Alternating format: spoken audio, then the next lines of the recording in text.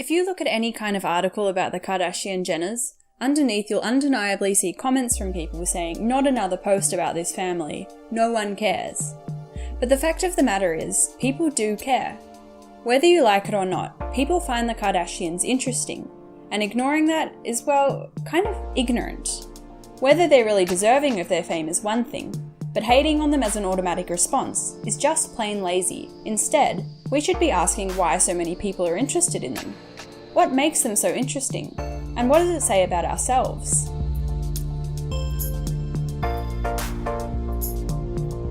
The Kardashians have caught the interest of academics and scholars alike, and that interest is only increasing. Especially in the last 5 years, academic research papers and analytical reports discussing the Kardashians in relation to matters of culture, fame, social media, feminism, materialism, and sociology have steadily grown in numbers, with many university students also favouring the family as talking points for their theses and dissertations. Beyond the saucy Instagram uploads and dramatic family feuds lie broader conversations about culture and consumption. To say those kinds of conversations are a waste of time is really quite negligent. Many scholars agree that the Kardashians are a mirror to our own Western society.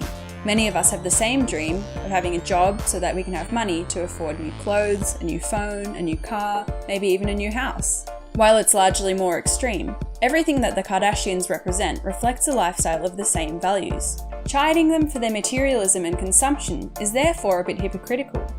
Aren't they also just victims of our culture's ideals? Of course, if you really don't care about celebrities or popular culture, then you don't need to pay attention to them. But we can still learn a thing or two from them. Kylie Jenner is set to be the world's youngest self-made billionaire, with her makeup empire making her the richest of the Kardashians at age 21. Kim Kardashian used her influence to waltz into the White House to successfully pardon a woman who got a life sentence for a first-time drug offence.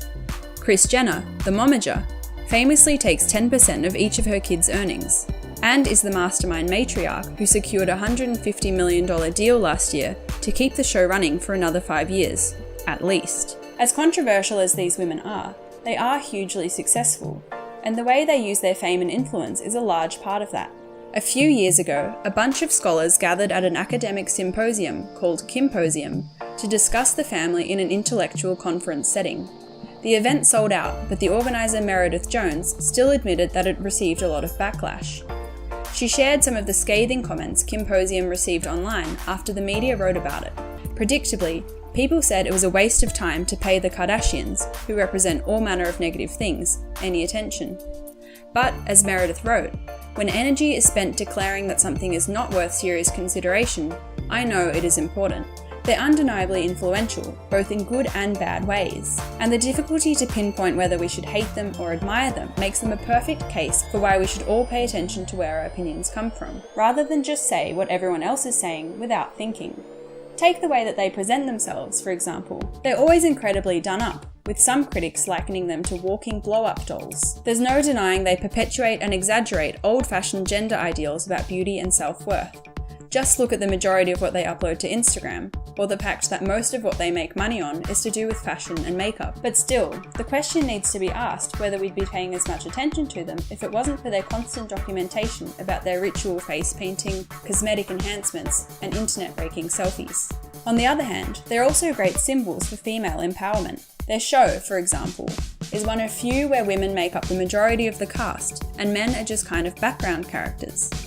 They're businesswomen who can run multi-million businesses while having a family, and they're not afraid to express themselves through their sexuality, despite the guaranteed criticisms they get in return. People say they act and look trashy, but the family has still managed to climb its way up the high society ladder, to the point where it's now not unusual to see one of the Kardashian sisters on the cover of Vogue, or dressed by esteemed fashion houses who have never dared work with such body types before.